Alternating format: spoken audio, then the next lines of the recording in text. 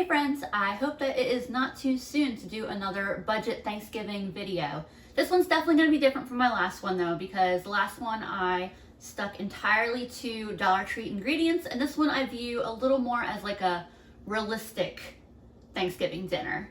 I'm making this dinner for Andrew and I, but it would also be a great option for small families, roommates, or maybe someone who is having a solo Thanksgiving and wants to have a lot of leftovers. I shopped at 2 stores for this Thanksgiving meal and I spent just under $25. The 2 stores that I shopped at were Aldi and a Kroger-owned store called Harris Teeter. They both are about a mile away from each other, so it was pretty convenient to stop at both. I did all of my shopping in one trip. You'll see that I could have probably gotten better deals on some of the ingredients if I had been able to take advantage of 2 or 3 weeks worth of sales. Now, I know that I definitely could have gone a lot cheaper on this dinner. I could have shopped the Aldi Rewind deals, which is basically what Aldi is calling their Thanksgiving savings this year. Had I done that, I could have just gotten instant mashed potatoes for 79 cents, instant gravy mix for 59 cents, brown and serve rolls for 99 cents, a box of stuffing for 75 cents, a can of green beans for 49 cents, and a cream of mushroom soup for 49 cents, totaling $4.10. Combining that with my turkey that I got would have been $11.32. Then I could have just thrown in $2 or $3 for a dessert, and that would have been an easy $15 budget Thanksgiving. But I figured we should make it more fun than y'all just watching me add water to different powder and dried ingredients, right? I have a lot of cooking to do, so let's go into the ingredients that I got. I did get a box of Aldi stuffing, which is 75 cents. Harris Teeter had a really great deal on broth this week, so this was 97 cents. The flour was $1.89. The butter was on sale at Aldi for $2.49. I got a bag of baby carrots because it was the cheapest I could get a pound of carrots for. This bag of baby carrots was 79 cents. At both of the stores, a bag of regular carrots, which is what I would have preferred to have gotten. It's just a bag of regular uncut carrots. They were 99 cents a pound. I could have gone to another grocery store and gotten them for 65 cents a pound, but I really wanted to stick with going to just a couple stores and not going all over town trying to find the cheapest ingredients. The Brussels sprouts were from Aldi. They were $1.29. The yeast was 79 cents at Aldi. There were 3 of these. You might also notice that my flour is open. That's because I actually started a little bit of prep work last night. You'll see that shortly. I got a great deal on the celery. It was 95 cents. This single onion was 61 cents. Below that is a can of apple pie filling that I got for $1.79. The sweet potatoes were sold in this 3-pound bag for $1.69 at Aldi. And the reason why I decided to go with 3-pound bag is because I was at the other store where they sold sweet potatoes for 99 cents a pound, and I had them in my hand and I went and weighed them.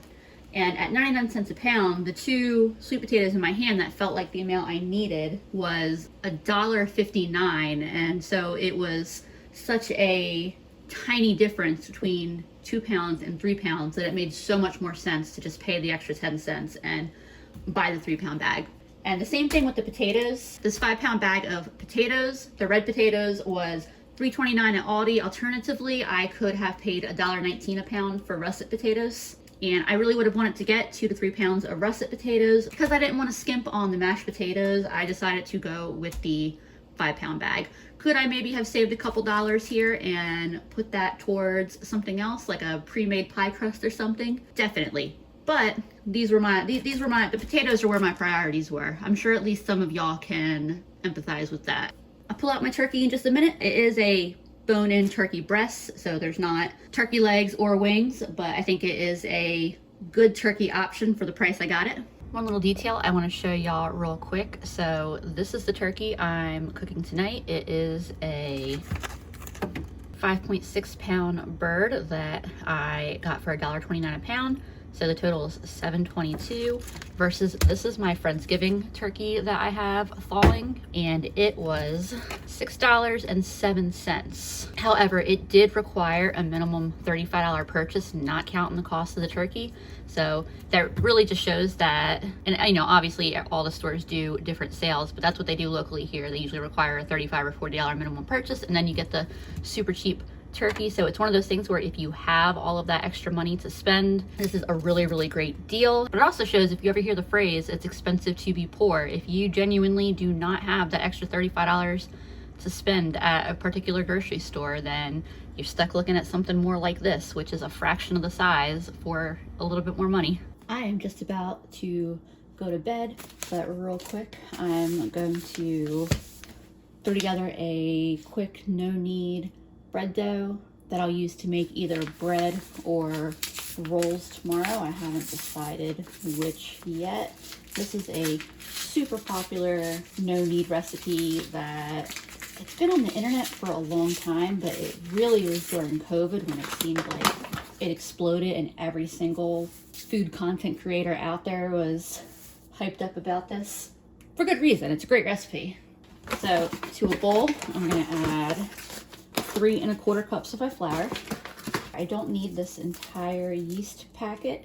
I actually don't use yeast packets very often because I have a giant thing of yeast in my freezer. So we're doing a real long rise on this dough, so I'm just adding a 1/2 teaspoon of the yeast, teaspoon or 2 of salt, mixing those ingredients all together. And then I've got a 1.5 cups of pretty warm water. And I'll mix this for just a minute or so. It's a sticky dough, not like a smooth ball round of dough like when you knead dough, but that is okay. This is easy bread, right? Like I said, this is a super popular way of making bread, but if you haven't done this before, it is so easy and comes out so beautiful. I'm covering my bowl and I'm gonna go to bed and just let this sit overnight and do its thing, and I'll show you what it looks like in the morning. I don't know if you can tell how much it's rising in there. It is rising. My kitchen is very chilly. My whole house is very chilly this morning, so I'm gonna pop this in the oven with the light on just so it has a slightly warmer environment to continue rising for a few more hours. Here's where my dough is at. Of course, I was worried that it was too chilly earlier today, and then when I went to check on it in the oven, I was worried that it got too warm in my oven. Well, we'll see. We'll find out. I just cleaned my counter, getting some flour on it, so that way I can roll this sticky dough out of the bowl. Y'all remember I was debating about which should I do, rolls or a loaf of bread. I think the conclusion I came to is that I am going to do both. I think I'm going to use the rest of that yeast packet and some more of this flour because I have no shortage of flour. If you add just a little bit of sugar and a little more yeast to this dough, instead of it being like an overnight long rise, you can do a quick rise. And I think I might do that. So I've got this kind of shaped here, got it floured up so that way it won't stick to my counter. I have my Dutch oven preheating in the oven at 450, and you want to start, like you want to put your cold Dutch oven in and let it preheat with the oven. I'm going to let this rest for like 20-25 minutes, and then it's going to go in the hot Dutch oven. I'm going to very carefully take my Dutch oven out of the oven using a sharp knife. I just want to cut a few slits into the top of my dough.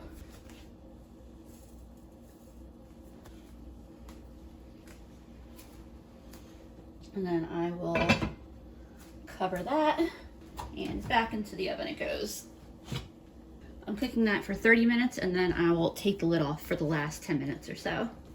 My loaf of bread just came out of the oven, and that looks so good, and it smells even better. Without burning myself, I'm gonna get this thing out of the pan and onto a cooling rack. Here's my little baby Birdzilla in all its 5.5 pound glory. This pan is a little bit comically large for such a tiny little bird, but this is a new pan that my mom got me, so I wanted to try it out. I have my oven preheated to 350 degrees. The packaging recommended adding some water to the bottom of the pan, which I'll try that out. I'll go for that. And then I have some melted butter here, and I'm going to pour this butter all over our beautiful little bird here. You can see the butter, the bird's so cold, the butter is hardening on my hand. I do like to stuff my bird. This bird has such a tiny cavity and I'm starting this a little bit later than I intended to. So I'm gonna do the stuffing more like as dressing on the side, so that way the bird can cook a little faster and I can get it in the oven a little faster. I am very low stress when it comes to turkeys, and I have never had a turkey come out bad. So I'm gonna continue to be low stress, when it comes to my turkeys. I am just seasoning this with salt, pepper, a really good dollop of garlic apparently, and some poultry seasoning, and I'm gonna call it a day, and I'm gonna put this in the oven and it's gonna turn out great. The internet says to cook one of these bone-in breasts for 20 minutes a pound, which would end up being like an hour and 50 minutes. The packaging says that I should be cooking this for closer to 2 hours and 15 minutes and 2 hours and 30 minutes. I'm gonna set my oven timer for 2 hours. All right, back in business. I have a electronic meat thermometer that I was gonna use, and the battery must have gone dead at some point. I have it set to the pork setting. It has a turkey setting, but the alert won't go off until it hits 180 degrees, and I'm definitely not trying to cook a turkey breast to 180 degrees. So this one's set to go off at 160. I'm gonna get this in the oven, and then I've got plenty still to get going on. Turkey's in the oven. First thing I want to do is get this pie crust going. So I have 2.5 cups of flour, and I just put this whole bowl in the fridge, and I've had it sit in the fridge for a little bit so that way it's nice and cold. I'm adding 2 teaspoons of sugar, and you don't have to add sugar, but I figure it's the amount that is in like 2 packets of sugar, so I didn't feel bad adding that amount in. I'm also adding a teaspoon of salt. Mix all that up. I have a bowl with some ice water over here. I also have 2 sticks of butter, which I've had in the freezer, and I have my box grater. So let's get this butter grated. There we go. That did not take very long. I'm dumping all these little pieces of butter into my flour. I think I might get myself a pastry cutter. I think it might be that time in my life where it would benefit me to have one. You grab my no longer ice water. I swear it didn't take long. They were just teeny tiny ice cubes. I'm gonna add in this cold, almost icy water, 2 tablespoons at a time, and then give it a mix. There's 4 tablespoons. 7, 8 tablespoons. All right, took a good bit of mixing, but it came together. I'll divide this in half, and I'm gonna wrap both these up and put them in the fridge for an hour or 2. There is still 28 minutes left of the 2 hours I put this in for, and this bird is done according to the oven thermometer, the pop-up, and a 3rd meat thermometer I stuck in it just for good measure. Definitely a good idea to go with the thermometer. Unfortunately, it doesn't look like there's a ton in the way of pan drippings, or at least it looks like everything kind of cooked to the bottom of the pan, but we'll see what we can do. We'll see what we can get up. I had to use a little bit of hot water, but I was able to scrape up a good bit of the drippings and good little bits that the turkey and butter that the turkey was covered in at the beginning into this little bowl here to be used with the gravy. It's definitely time for me to get these veggies going. I asked Andrew what he wanted out of this meal, and he specifically said that he wanted roasted veggies. I'm doing mashed potatoes, but he also mentioned wanting roasted potatoes as well. I just have a bowl over here that I'm putting them in. And that also was a reason for me to get the big bag of potatoes, even though I'm not going to use 5 pounds of potatoes for dinner. I really probably could have gotten away with less sweet potatoes as well, because at the time I felt like I needed more than a pound of sweet potatoes, which at 99 cents a pound made it worth it to get the 3 pounds for, was it $1.69 at Aldi. Now I'm like, I probably could have just gotten a pound. I think I'm probably going a little overboard here, but that's okay, you know? And you know how I mentioned that if you can shop multiple weeks' sales, that that's the ideal. Starting tomorrow at a grocery store that is very close to me, they will be 25 cents a pound. So that's why it really is ideal if you're able to take advantage of multiple weeks sales. Because then these 3 pounds of sweet potatoes, instead of being $1.69, they'd be 75 cents. Like, you know, and there's a part of me that's sitting here being like, and not count it as a part of this budget dinner, but use those sweet potatoes, chop them up, and use some butter and brown sugar, and do them as like a separate, like, side baked dish. But I'm like, I don't need to do that. I feel like with Thanksgiving, there can be a pressure to feel like you have to have a whole lot of different dishes, like a huge variety of dishes, which is fun, especially if you have other people helping with the cooking or bringing dishes.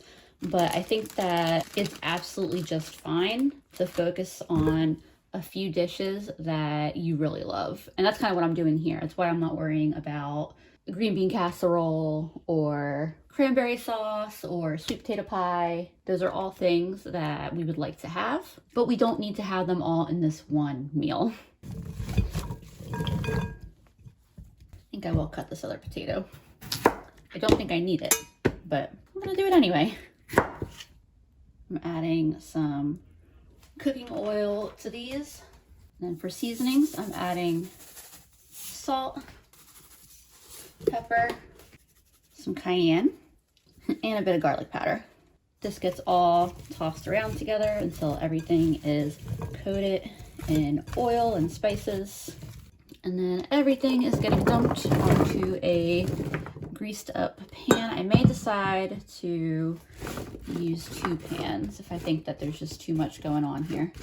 I grabbed the second pan and I am gonna put some of this on there. I do need to leave room on this pan for my Brussels sprouts, but they shouldn't need too terribly much room. I just want to give the stuff in this pan just a little bit more room. When I'm roasting potatoes, I like the most surface area to be on the pan. So if I've got ones that are standing up like this, I like to lay them down. Speaking of not feeling overly pressured to make too many dishes, I am taking my own advice, my own words of wisdom, and I'm not going to make rolls tonight because we have a whole loaf of bread. We don't need rolls on top of that. However, I am going to start some more dough tonight.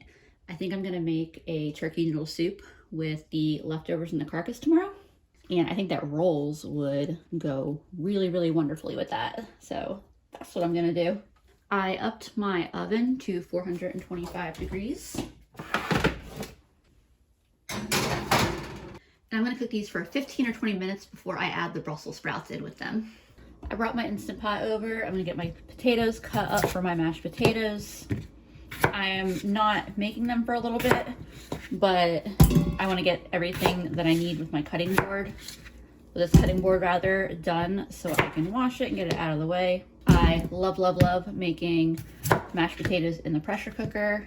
I've always absolutely hated the process of boiling potatoes in a big pot of water on the stove. Like, it just, I really, really dislike it for some reason. I don't know. I hate it. I don't know how to emphasize how much I hate it. I got box stuffing from Aldi because I like box stuffing and it was a really good price.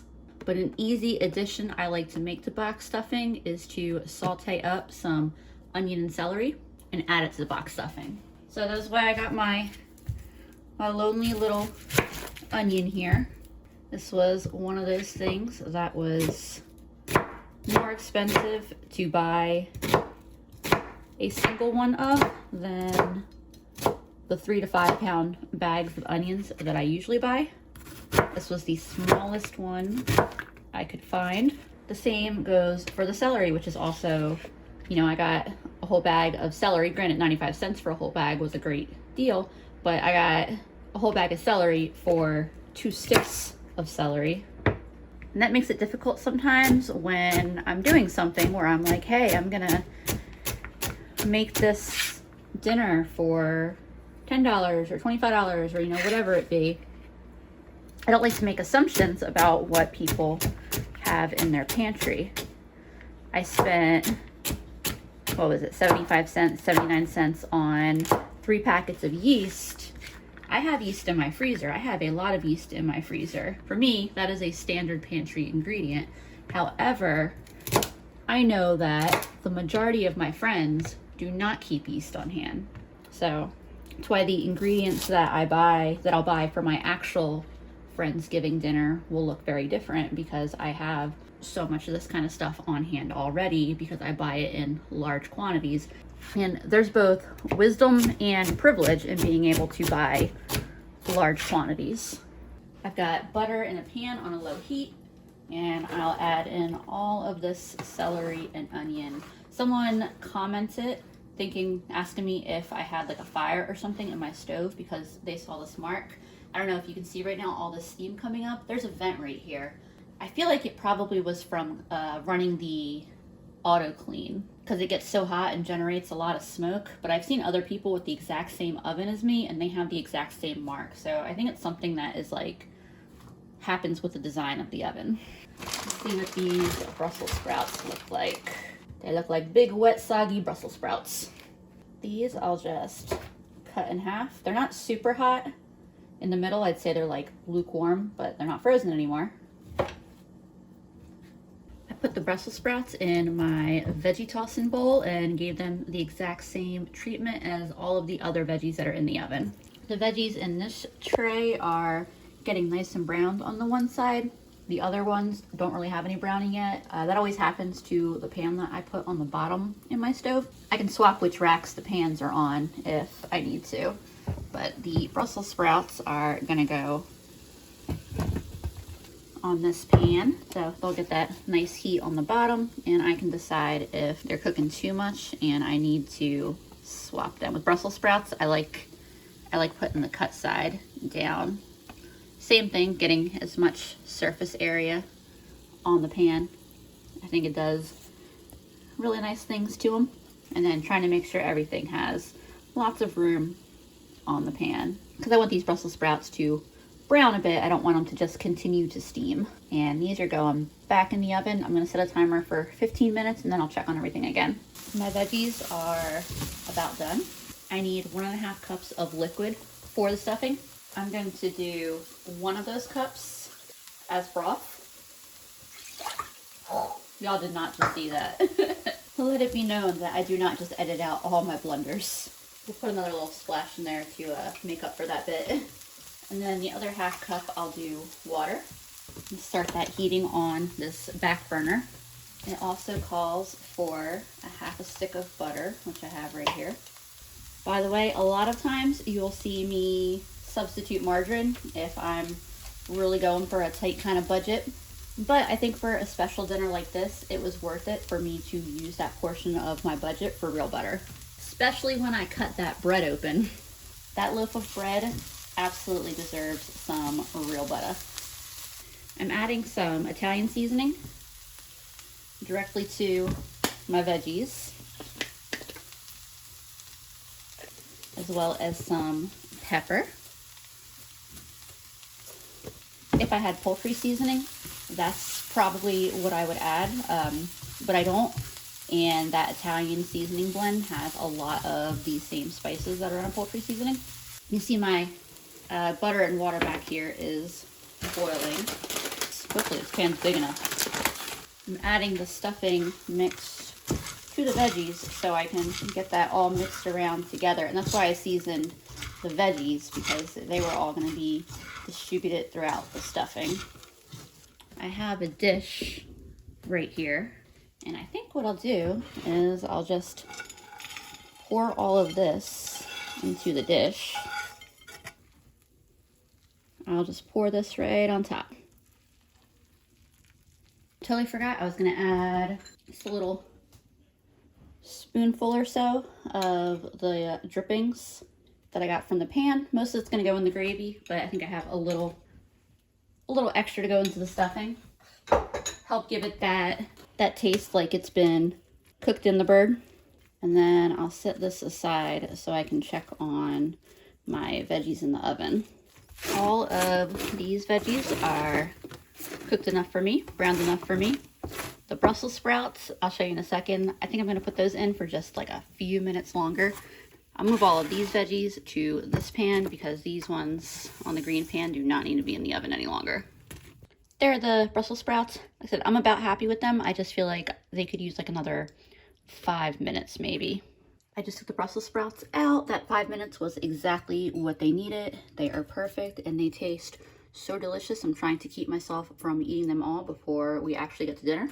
I also took a bite of this stuffing and it tastes so good. You can just eat it like this. I lowered my oven down to 375 and I'm gonna put this in the oven for just a little bit just so everything can like bake together and all those flavors can really like marry each other. It did also start my potatoes. They only need 5 minutes under high pressure in the pressure cooker. This is all the rest of those pan drippings.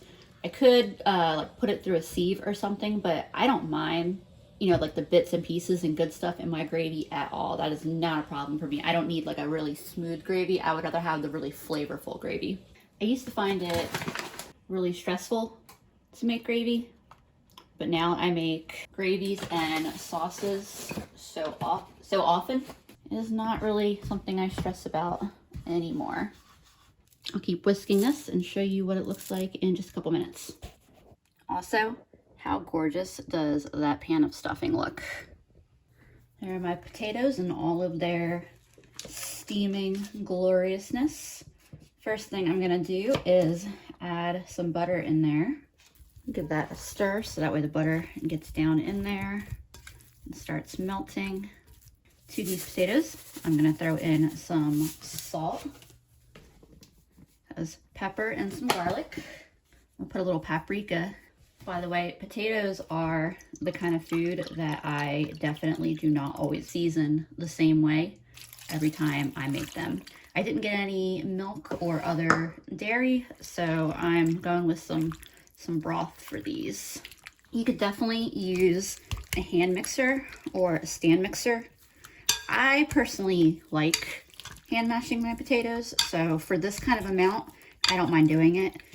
For Friendsgiving, I will absolutely use the technological assist there. Last year, I made 5 pounds of potatoes, and there was none left over at the end.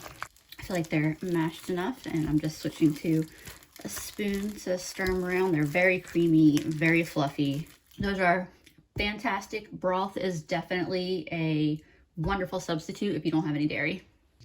You can see this is nice and smooth now, and it is thickening up, and in just another minute or two it will be done. And that is actually the last thing I'm waiting for. You may be like, Lisa, what about the pie? I'm gonna make the pie a little bit later. I already know that we're gonna be way too full to eat the pie right after dinner anyway, so we'll have dinner, I'll relax for just a little bit, and then I'll make the pie. It just looks so good. It's funny how bread just always like mesmerizes me with how you just mix flour and a couple other ingredients and you get this. Here's our little date night Thanksgiving dinner setup. If you're wondering why we're at the coffee table, I don't know how Andrew and I started doing it that way, but a lot of times when we do date nights, we like to sit at the coffee table. This is easily enough food for 4 people. For some of the things, maybe even 6 people. We will definitely have enough for leftovers tomorrow. Also, there's a cat under here, and I was expecting him to attack my feet. I do not even know how to convey to y'all how delicious this meal is. I'm trying to decide what my favorite thing on the plate is, and I'm not sure. The turkey came out so moist. That stuffing doesn't even taste like it came from a box. All the roast veggies are absolutely delicious. Mashed potatoes are always good. Gravy is great. Fresh homemade bread. Andrew, do you have a favorite thing on the plate? I don't know. I think I really like the turkey. Turkey came out so And I really good. like the fact that we have so much more of it too. Yes. So there's like sandwiches and everything. Heck yeah. Alrighty, I am finally feeling recovered enough from that massive amount of delicious food that we ate to get going on this pie. I went with apple over a pumpkin pie because Andrew and I both like apple pies much, much better. Now the downside is that you are supposed to use 2 of these cans of filling in a 9-inch pie, but we're gonna do our own thing and use 1 because that's what we got. All that's really gonna do though is change the filling to pie crust ratio. So I'm gonna get a good amount of flour on my counter and get one of my discs here. I'm trying to figure out which one's bigger. I think this one's bigger. I want to use the bigger one for the bottom. I tried to divide them equally in half, but one did end up a bit bigger. Got my oven preheated to 425. I'm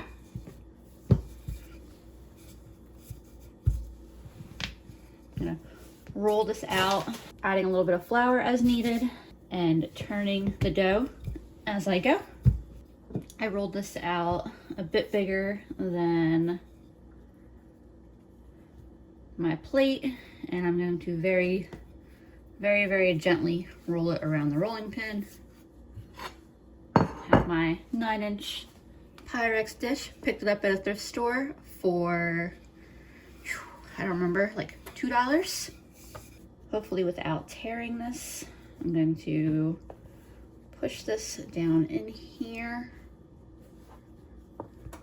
This is supposed to be the right amount of dough for a 9-inch pan, and this is definitely a 9-inch pan, but it feels like so much. I'm going to use scissors to cut a little bit of this away. It's just a lot of excess. Alrighty, and then I'll tuck the little overhang underneath.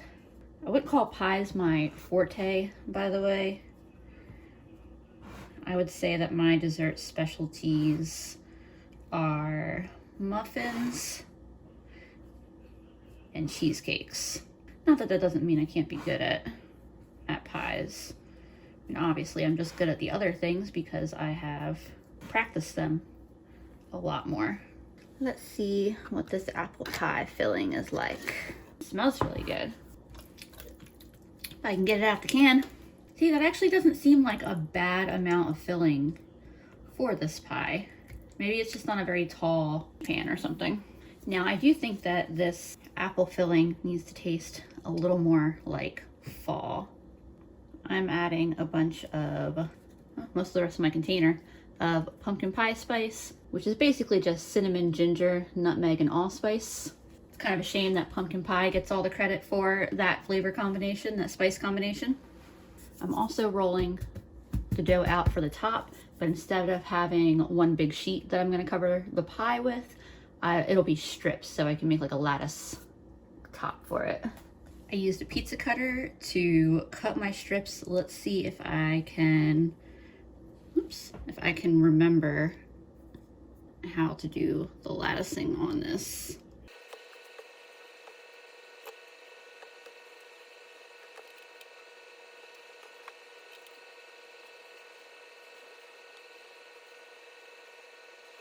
Get these edges cleaned up so that way this can go in the oven. All right, I am happy enough with that. I could use some of the extra dough to make like cute little designs and stuff on top, but this is fine with me. There's already a very high pie crust to pie filling ratio, so I don't feel like I need to add any more crust. Usually this is where you would want to add an egg wash. I didn't include eggs in my Thanksgiving ingredients, so I'm just going to cook it as is. It should still turn out delicious, especially with all the butter in this crust. All right, pie's coming out of the oven. Oh my God, this smells good. Even without the egg wash, that browned really beautifully. That looks so good. Can y'all even handle how good this pie looks? Like, this came out so good. Not even sure what the best way to cut into it is.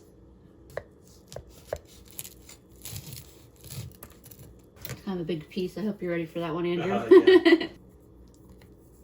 Yeah. There we go. Oh, it's still really warm on the inside. I'll try to make my piece just a little bit smaller. I'm sure there's like a knife, like a pie cutting knife that would probably be better for this, but at this point, I don't care. I just want the pie on my plate. I may need to go in for a second slice. This may not actually be big enough, but let's try a bite of this. I don't know why I don't make apple pies more often, because I love apple pies. This came out really, really good. And adding the extra cinnamon and other seasonings definitely raised the bar on this as a dessert. I'm gonna go sit down with Andrew so we can enjoy our pie, and then we are done for the night. I hope y'all enjoyed this more realistic budget Thanksgiving. We definitely did, and I will see y'all again soon.